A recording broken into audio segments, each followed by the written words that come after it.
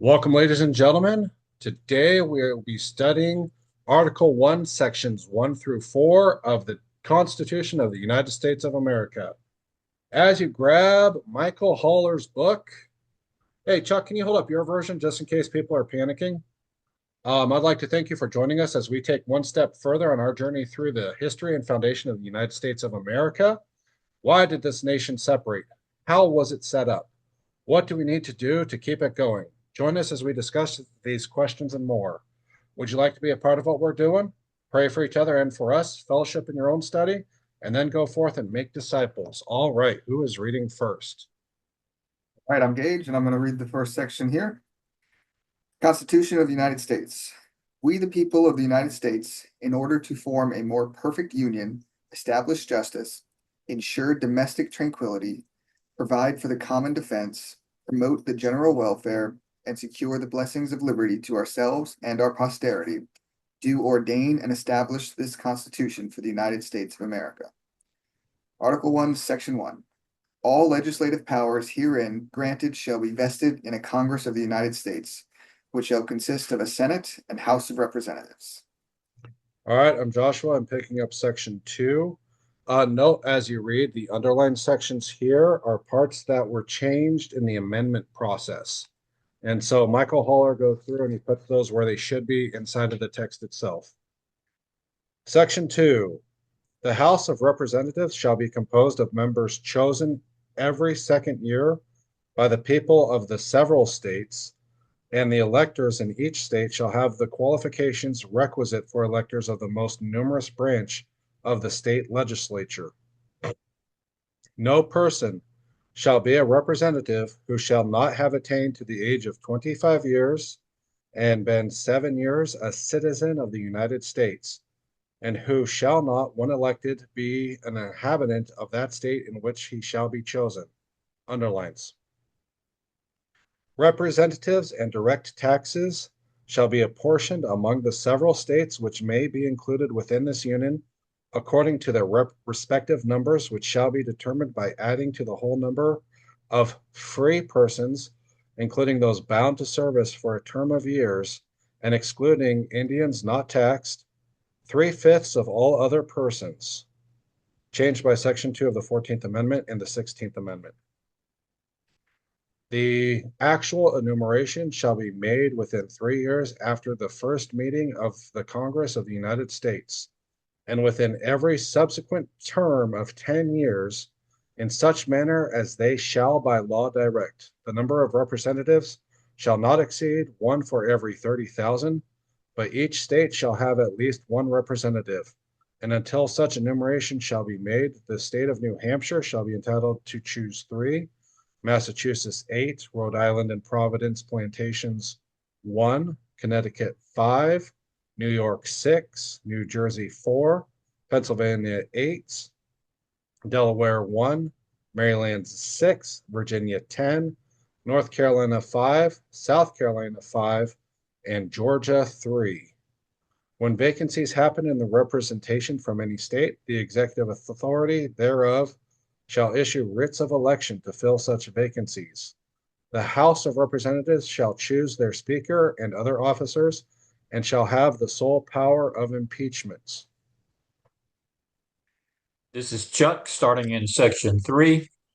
The Senate of the United States shall be composed of 2 senators from each state, chosen by the legislature thereof for 6 years, and each senator shall have 1 vote, changed by the 17th Amendment.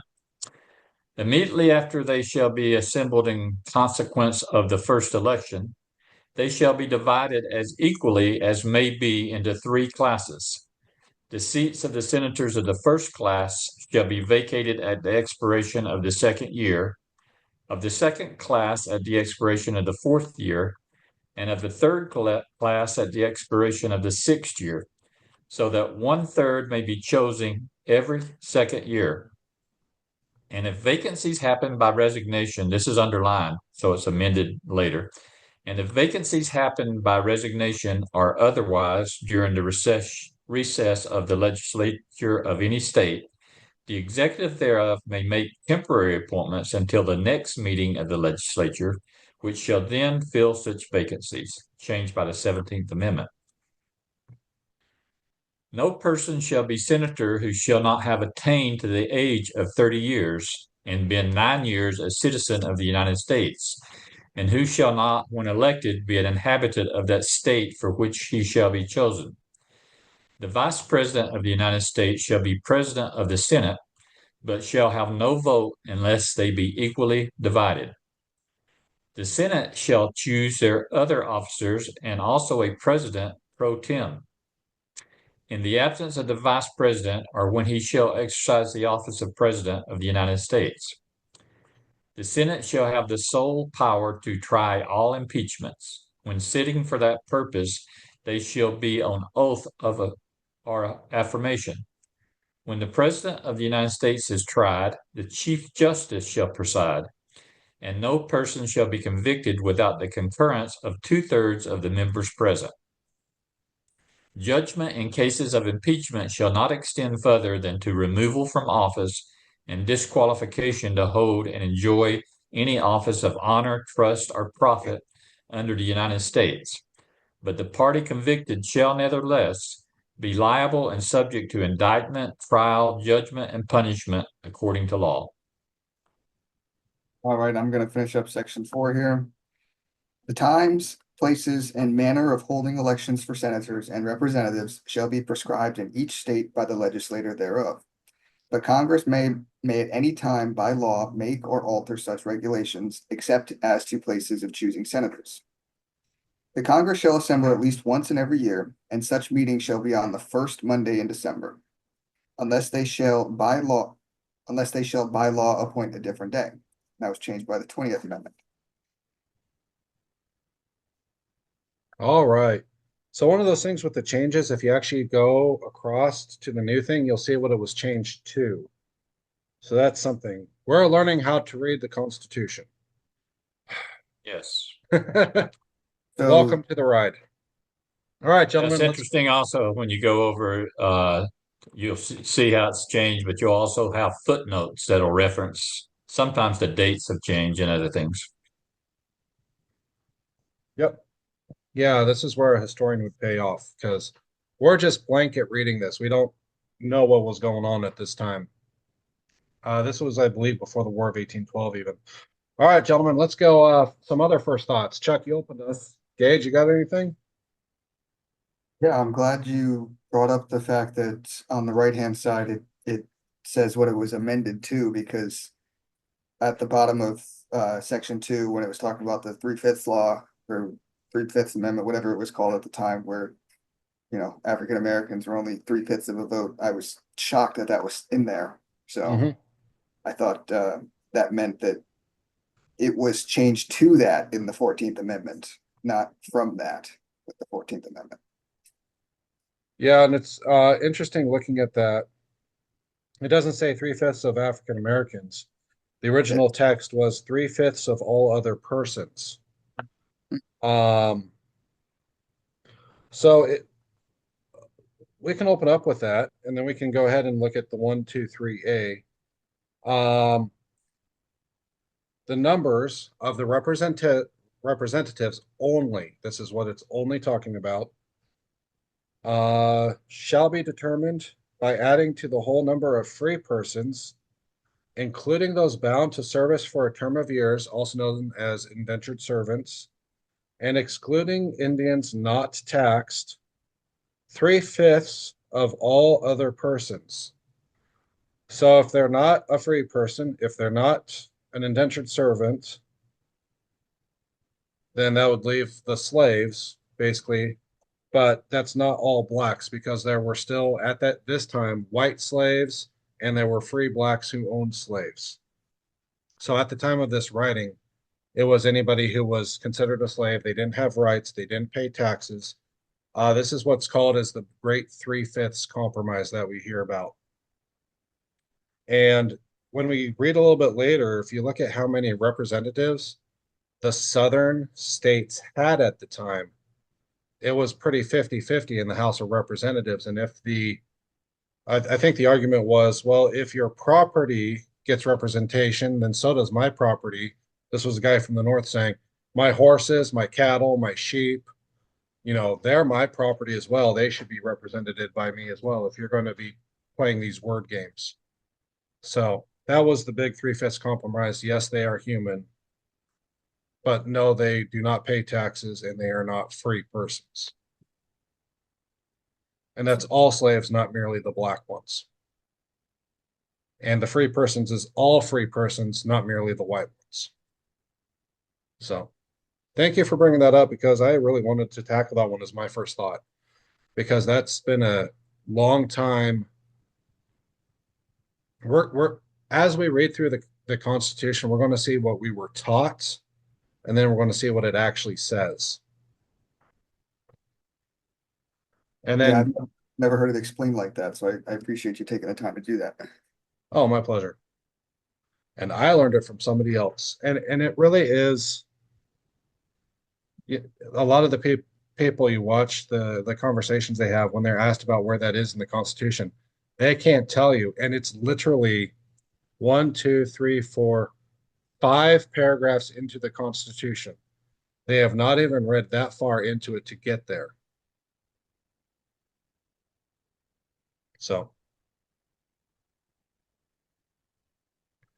all right. Any other comments on any other first thoughts, or should we just start going?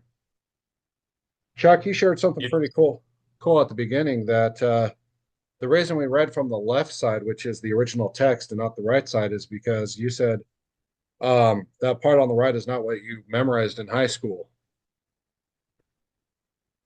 only the preamble, not the whole Yep. Constitution.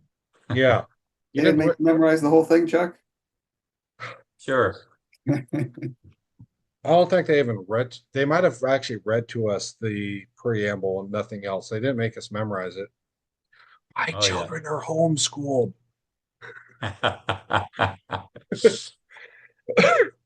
You think they could speak that way today? Um, Ensure domestic tranquility.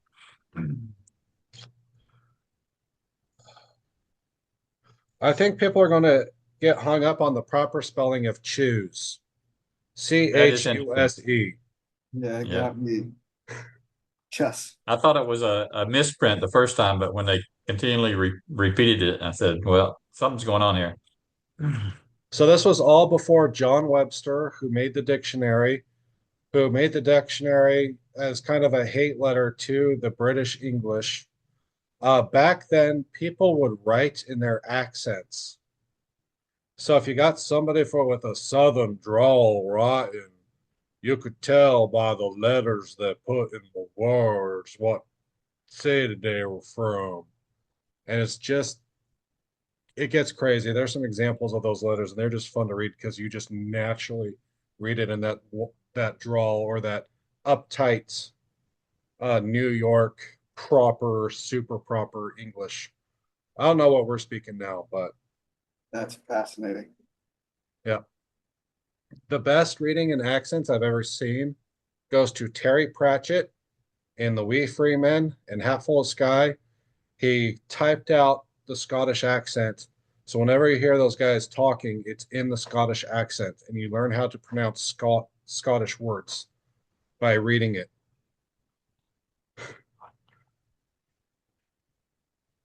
So fun times. But diving back in, I thought it was really interesting that somebody from the House of Representatives only has to be 25 years old. Yep. Like they're still children at 25. Like that's insane that they can have whatever. I mean, admittedly, I don't even know what the House of Reps has the power to do, but that's crazy that somebody that age could have that type of power. Yep. Mind blowing. What do you think the average lifespan was at the time this was written? Well, good point, Chuck. Yeah, good point. I mean, that could represent half of their lifetime. I think we talked about this last time is John Quincy Adams was marching at 8 years old doing drills with the Revolutionary Army. So it I am writing a book. I've brought this up in previous shows. I'm still working on it.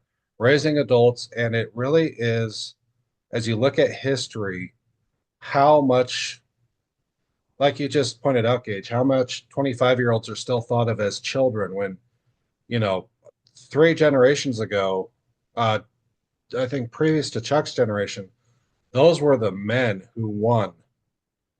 Those were the survivors of the Great Depression who went and fought in Europe and in the Pacific. Mhm. So, and the 16-year-olds lied in order to get in, stuff, crazy stuff like that. So now we're looking at 25, not that, now it's like, but I'm still on my parents' insurance. And Yeah, that's not how it was supposed to be.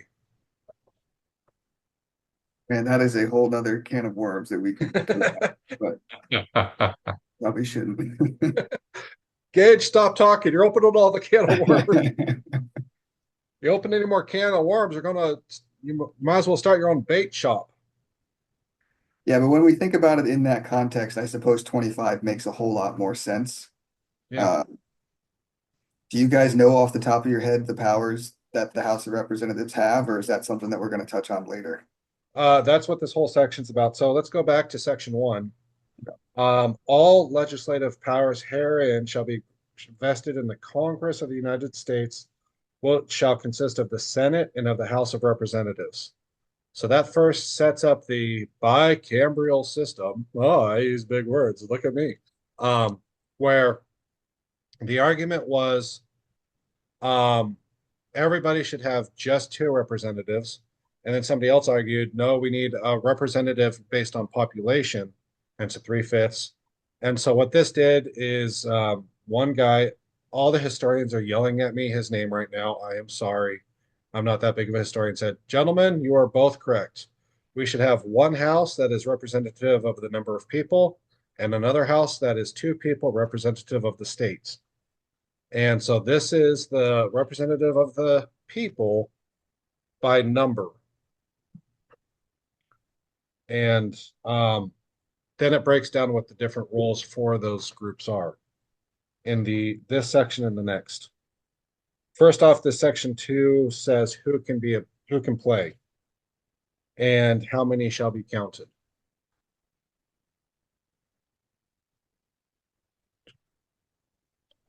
And then They it's made a like, big mistake here by not including term limits. that is another can of worms, Chuck.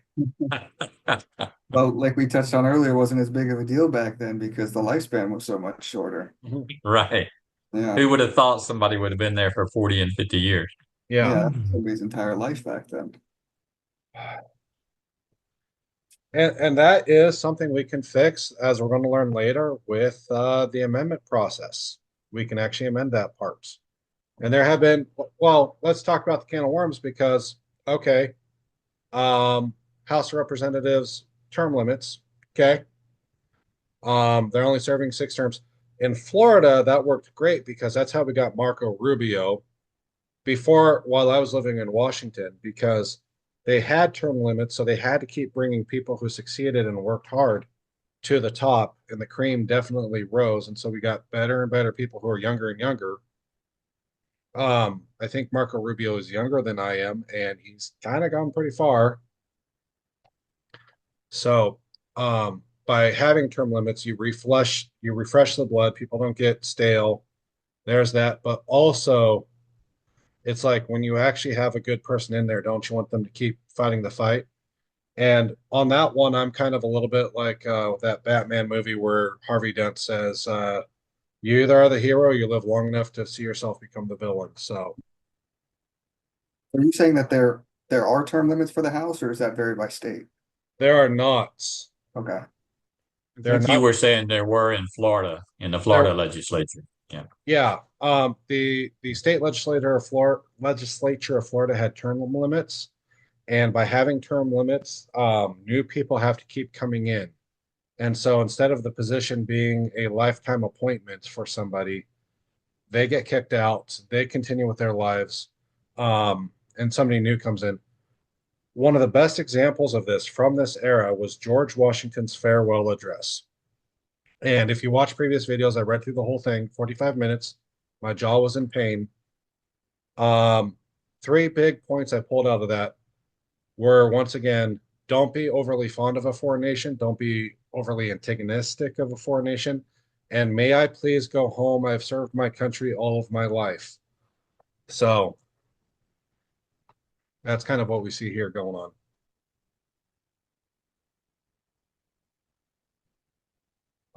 And then, yeah, end of section 2.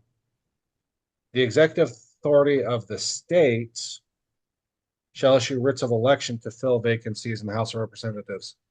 That became a big issue when Barack Obama was elected president. And I think it was Blagojevich, governor of Illinois at the time, Yep. was calling people looking for kickbacks, basically getting people to bid for his seats, which is illegal. But doesn't say that here. But anyway. But was shoots. Corruption. Yeah, we'll go with corruption. All right. Any more comments on section 2? There's more of it on the next page.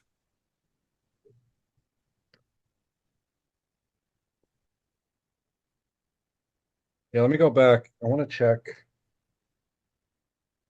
the changes. So,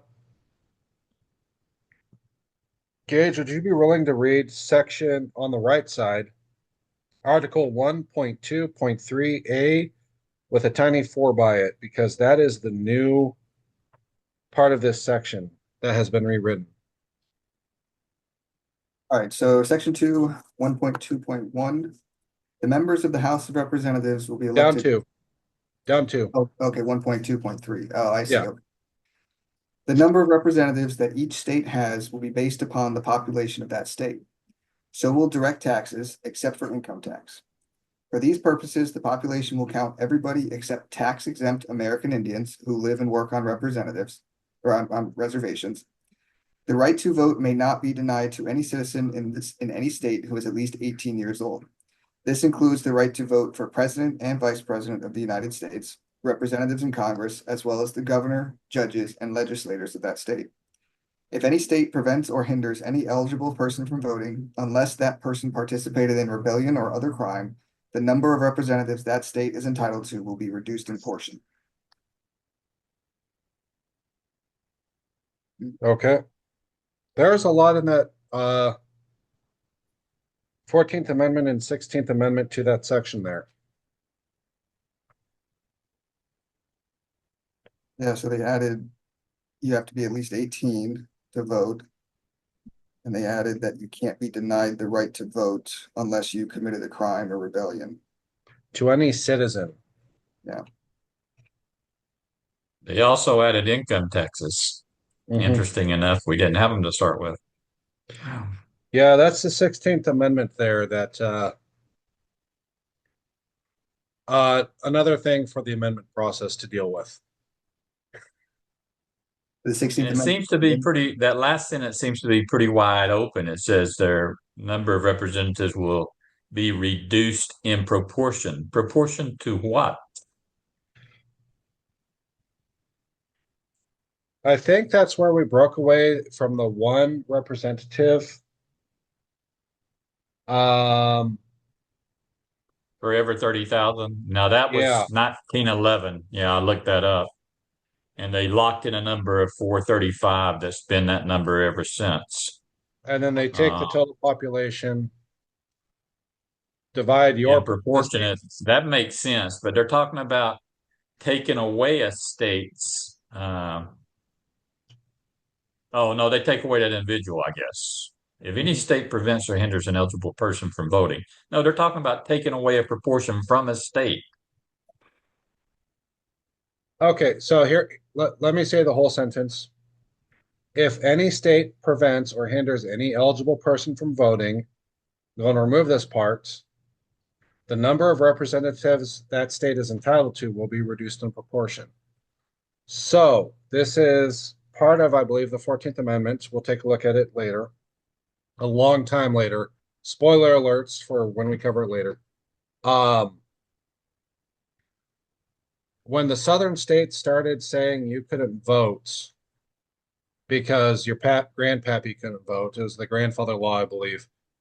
This was to say, you know what? You guys can go ahead and say those guys can't vote, but you're going to lose representatives. That is a Oh, condemnation on the state. Now, if the state sees somebody, says you can't vote, you were a rebel, then that's okay. So it's a double negative. right. Aren't those? But one offense loses you one representative, or Yeah. it's in proportion to something. If any state prevents or hinders any eligible person from voting, the number of representatives that state is entitled to will be reduced in proportion. So let's say one person, maybe not, um, but if a state says um, keeps half of their population from voting, they will lose in proportion That half makes of their sense. That reps. makes sense. Yeah. So if And it it was might, just an individual, no big deal. But if it was a group that you excluded, then yeah, that takes people out of your count. Right. well, we can also take up with that is it might be a roundup feature. So let's just say they have four reps, 1 to 25% is one rep gone. Right. And then 26% is two reps gone. Maybe. I don't know. Yeah. That's something for the Supreme Court. That's kind of what I'm reading into this. Yeah.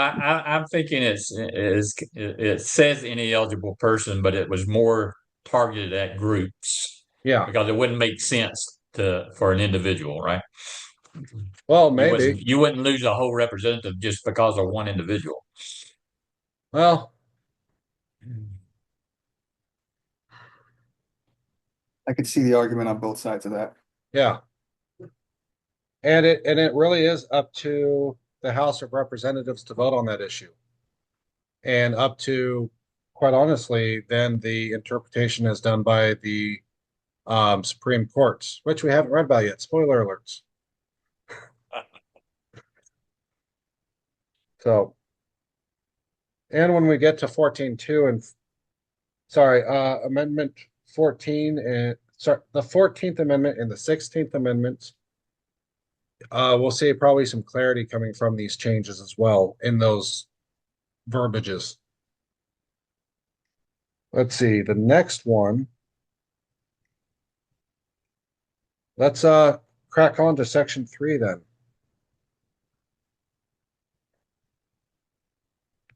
And this is now addressing the Senate. In the first underline part is there is argument about this, that this was a bad idea. On the left, we see the Senate of the United States shall be composed of 2 senators from each state, chosen by the legislature thereof for 6 years. And it got changed to elected by the people of that state for 6 years.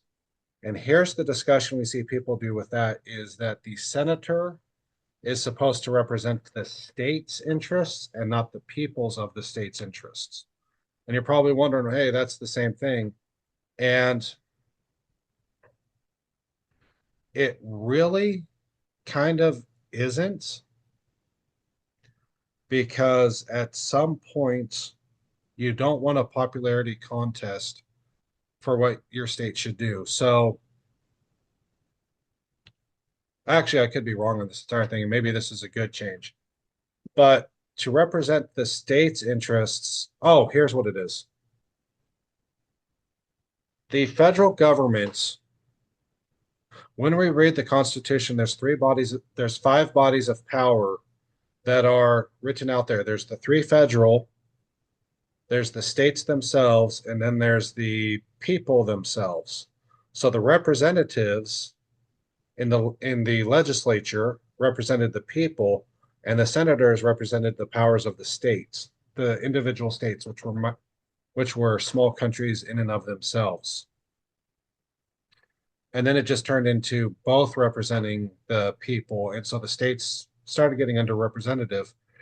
And I think it was Tim Pool who pointed out that after the Civil War, the verbiage on how we called it the United States has changed. And now the federal government is governor over everything instead of working within its bounds to serve the states, to serve the people as it should. Does that make sense, or did I just cloud things more? Most of it made sense. Okay. I kind of understand it. I've got a loose grasp on that one. Yeah. So remember, ladies and gentlemen, if you're reading through this and feel dumb, that's okay. It was written for your average upstate New York farmer.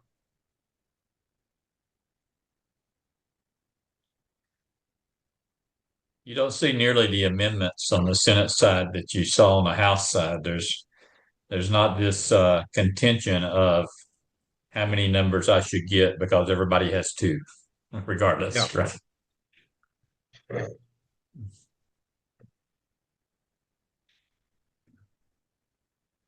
Of course, there could be a thing where with the senators, having the people vote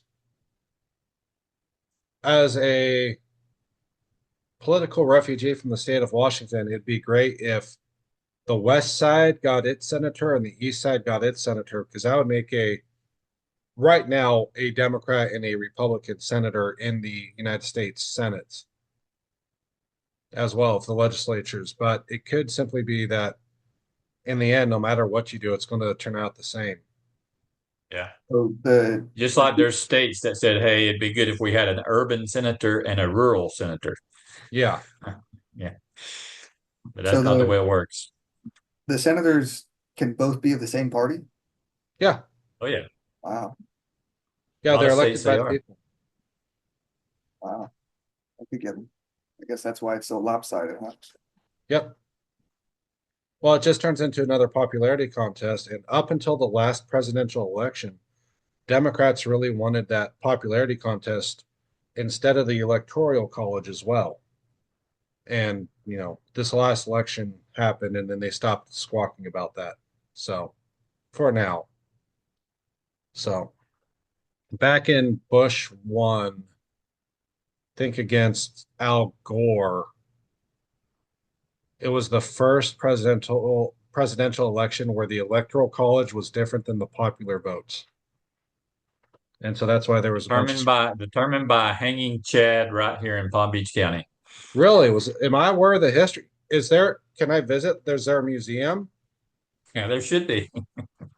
Because that'd be awesome. I want to visit that museum. At this box, President Bush was elected. I want to go see that. I'm looking at my window like it's right out there, but it's not. Yeah. The judge who presided over that's still alive, I think. Oh, wow. Maybe we can ask him to come on and read this stuff to us. Were you down here during that, Chuck? I was. What was it like back then? It was, most people didn't realize what was happening until all of a sudden you started seeing this judge and these electors on the news every night, and they were literally holding these things up to the light to see, if it had really been punched or not, and it was pretty wild. Is your real Um, name Chad? Were you doing pull-ups back then? uh, I'm tired. but The humor's going to get worse. I'm sorry.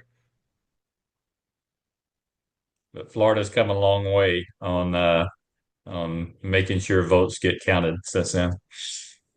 And that really does, all this does lay on the accuracy of the votes, which is an entire another can of worms. I think the problem with the Chads were they could be like easily misunderstood and easily, I forget. You know what? Go back in the history machine. Research. Yep. That'd be fun. Off topic. Section Hey, 3. it doesn't speak here. It's talking about electing and all, but it doesn't. Uh, I guess just a question for down the road. Where does the electoral college come in? We're going to find that out because Article 1 deals with the legislature. Legislature. Right. Fun True. words. So I don't know what article we're going to discover that. So put your bookmark on that question as we're going to read through the whole thing. We're going to find it and we're going to accidentally become constitutional scholars. Ah, Maybe. Excited. Once again, there is now the age of 30 years to be a senator. Hey, Gage, old are you? I'm 30. I could be a senator right now. Isn't that fun thought? It's a humbling thought, that's for sure. Yeah. Gage, the coach that just won the NCAA basketball title, is Wait, only 29 years old. No, no, he's 39. 39. Okay, 39. Yeah. Go that's Gators. right. He's 30. He's 39, and his counterpart was 69 Yeah. at Houston. and here I'm at 45 and I haven't won it. Well, anything like that. Let's put it that way. But that's okay. I'm not jealous or bitter. All right. So through Article 3,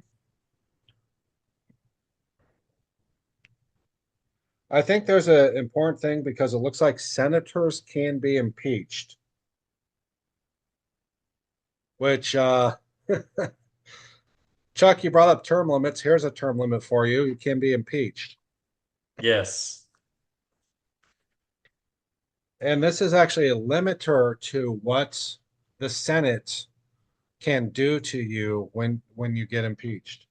Judgment in cases of impeachment shall not extend further than to removal from office and disqualification to hold and enjoy any office of honor, trust, or profit under the United States. But the party convicted shall nevertheless be liable and subject to indictment, trial, judgment, and punishment according to law. Yeah. So this is a way of saying if you behave badly in the Congress, you can still be removed. Um,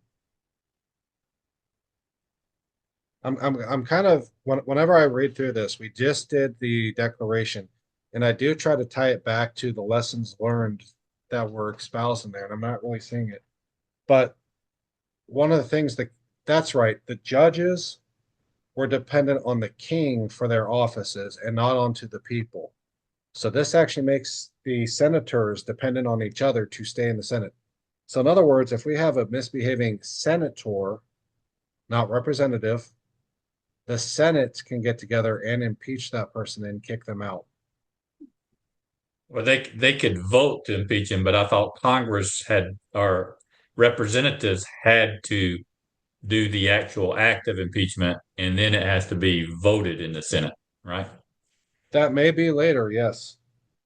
No, go back to This section. the verse. Sorry, ladies and gentlemen, I'm used to reading Let's the see. Bible. Paragraph before. Yeah, it's from 1.2.5. The House of Representatives shall choose their speaker and other officers and shall have the sole power of impeachment. So they actually impeach, but then it's not confirmed until the Senate votes on it, right?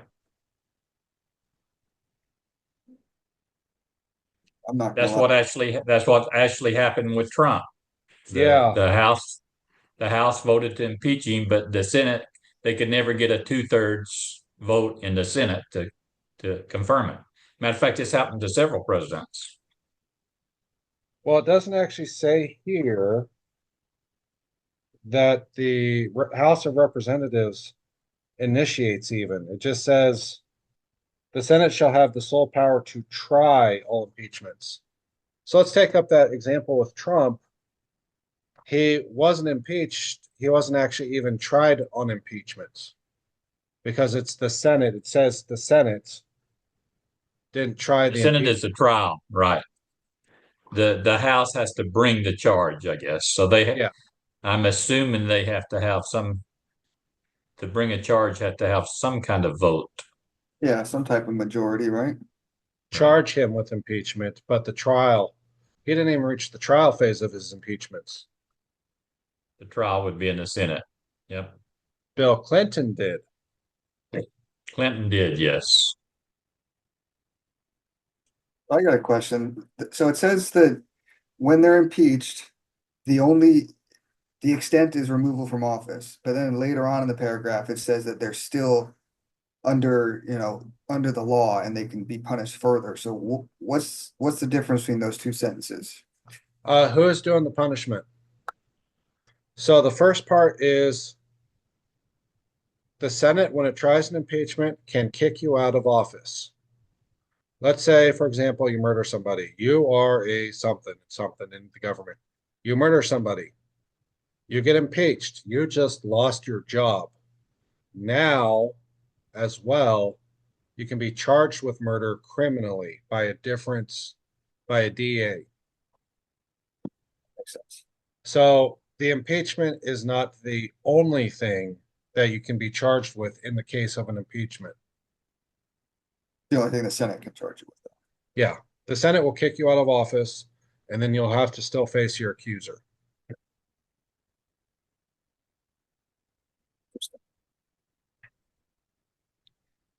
All right, I guess we can move on to section 4 with that. This is fun stuff, except it's not really. It's So I, politics. It's studying how to govern people well. And I'm if so tired, my voice is flat. It's hard to fake excitement now. we just backtrack 1 second. So I Sure. asked earlier about the term limits question in the House of Representatives. So some states have term limits. Florida does. Inside of the state legislature, Oh, right. Yeah. So the states themselves decide their term limits for their representatives. inside of their states. The So, state legislature, yeah. so The Florida group has that the the group that meets in Tallahassee. So right, but hold on. but that Uh, doesn't move on to the federal offices. The federal so offices operate under a different set of rules. there's different houses. There's a state house and a federal house. Yes, so every state sets up its own governance with a governor, kind of like a president, Governor DeSantis. Oh, I see. Man, guys, I'm not gonna lie to you. I was very ignorant of how our government worked before these conversations. So I'm incredibly thankful to be a part of this because you just clicked say like the state has its own government and that just like rang a bell in my head. Wow. Right. Okay. So you should have on your ballot when you vote a State rep. opportunity to vote for your state legislatures, just like you vote for your federal legislatures. Same thing when there's some kind of bill or something that requires the population's approval. That comes out of the state legislature a lot of Yeah. times. Right?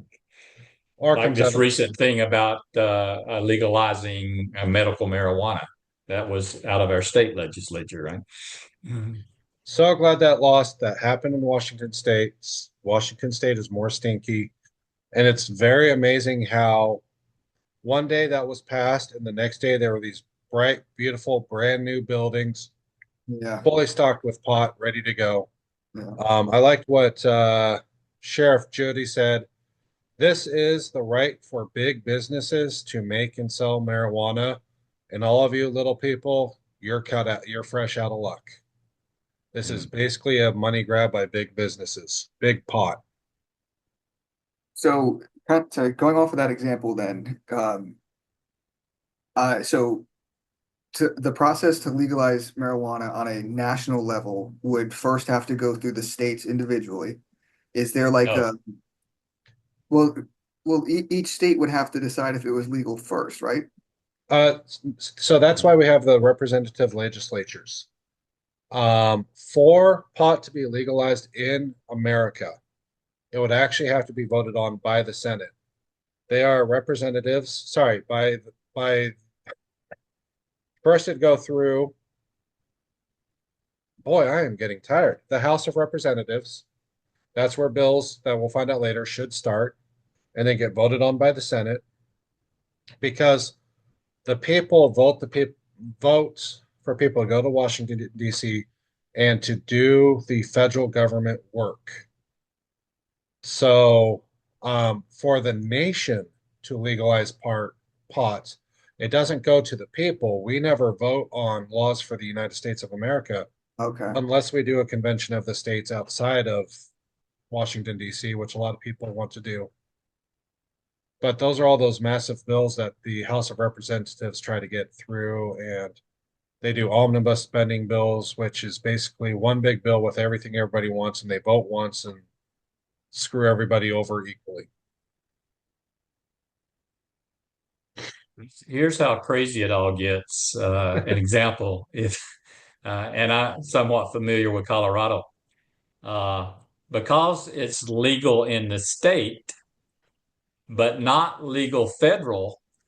It's almost all a cash business because they can't take the funds from the legal state business and put it in an institution that's governed by the federal, the banking uh, business. So it gets really convoluted when the state and the federal laws don't agree. Yep. The FDIC does not protect any bank that uses drug money. Yeah. That's wild. Yep. And not just for the drug money accounts, for all accounts that bank has. So, which means I may have just uncovered accidentally a way to get around that law. Anyway, just don't have your bank governed by the FDIC. It caused a boom in real estate in Colorado because if they couldn't invest it in banks, they were buying real estate. Buying property and farms. Yep.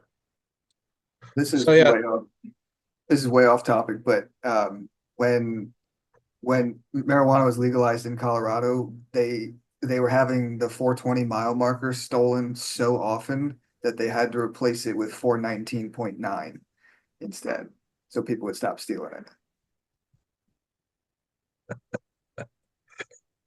There's significance in that. My generation doesn't get, I don't think. 420 it, is like slang for marijuana, like that. I don't know Okay. why, it's but like International Pot Day or something yeah, silly like that. April 20th, Uh, which is Okay, coming up. So here's what you do is you ask a pothead about what it means. And then you wait 5 minutes while they try to form very big words to try to sound smart and instead sound very high. The funniest thing I've ever heard, back in Washington, I think it was Levin. No, it wasn't Levin. One of our guys, every 420, would just get any pothead on that he could to try to argue with him why marijuana was a good idea, and he just let them speak. And they would try to make massive words emulates from their orifices to sound smarter. And they failed. And you're just trying to listen to these guys form. It's just sad. Pot rots your brain. Don't believe me? Try to have a theological discussion with pothead. I'm sorry. Those people are victims. Anyway, yep. boy, we're covering all the topics today. yeah, this is good. But yeah, that we're going to find out more about the states later, so what their powers are or should be, and then hopefully help like people understand how the states can pull those powers back from the federal government. Because in my mind, the federal government is a government of black lines. Everything between the states and everything between the states and the outside world, that's where their jurisdiction lies. So, all right. Finally, section 4. And I think this will close it. It's kind of self-explanatory. The times, places, and manners of holding elections for senators and representatives shall be prescribed in each state by the legislature thereof. But the Congress may at any time by law make or alter such regulations, except as to the places of choosing senators. And then the Congress shall assemble at least once in every year, and such meeting shall be on the first Monday in December. Got changed to beginning noon on January 3rd, unless they shall by law appoint a different day, which they did. So, Okay, so does each state, so each state has the power to govern themselves the way that they want to? So Mhm. each state's government is different, or do they all follow like the same blueprint as the national government, or how does that typically work? Yes, they are different and they follow the same blueprint Okay. because as it is a representative republic, it's just who lives there is voting in their best, basically voting and setting up this government in this way. Let's see. Let's take football as an example. Everybody agrees on the same rules to play football. Some people play a little dirty, some people lose, some people win. Some people play very cleanly and they're very strong. Some people are very weak. Same way, same set of rules for how the states are set up. But because of the people playing, how they play is different and what they want. Take Wyoming for an example, a mountainous, arid place with some very beautiful sights.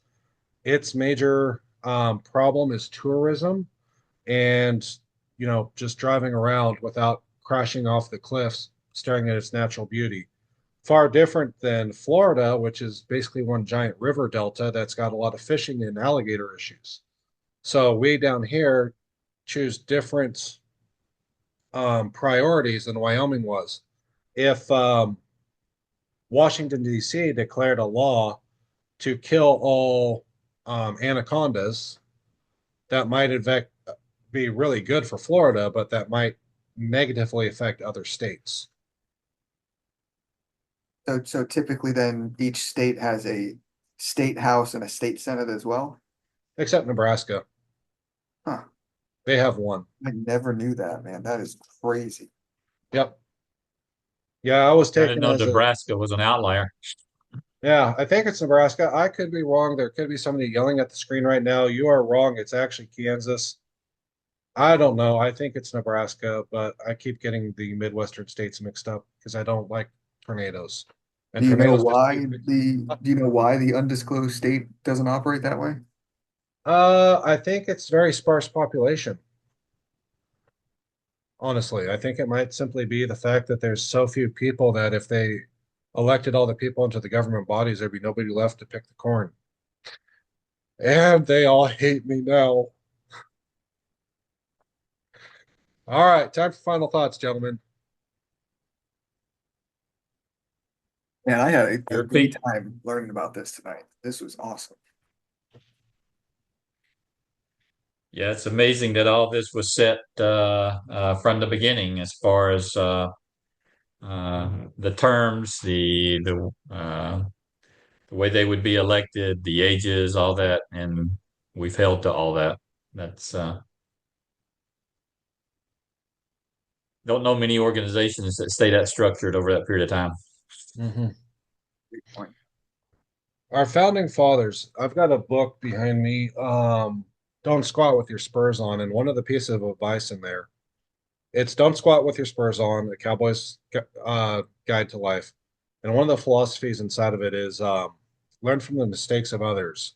You will not live long enough to make them all yourselves. And I think the founding fathers, with what they dealt with England, with what they read in the Bible, with what they studied through European history, really worked hard to make a system of rules that would serve people the best. And that's why it has actually stayed up for so long. It's kind of weird that no matter who's in charge, people still like these rules. Yeah. Even people who don't like these rules keep coming out and saying, what you're doing is unconstitutional. It's not fair. It's like, but you don't like the Constitution. But what you're doing is unconstitutional. Okay, all right. So that's why we're studying it, is so we find out what is constitutional, what is not constitutional. And yeah, there's a lot there. Oh, and I guess that's time's up for us. Who's going to close us out in prayer? I'll close this out real quick tonight. Okay. Father, we thank you for just allowing us this time and giving us this group of guys to go through this together and to learn and to sharpen each other and you know, I personally am incredibly thankful to have Josh and Chuck to be able to learn from. And I just pray, God, that you would take this conversation and, you know, use it in whatever ways that you see fit. And um, yeah, just we thank you for all of this, Lord. And it's in Jesus' name. Amen.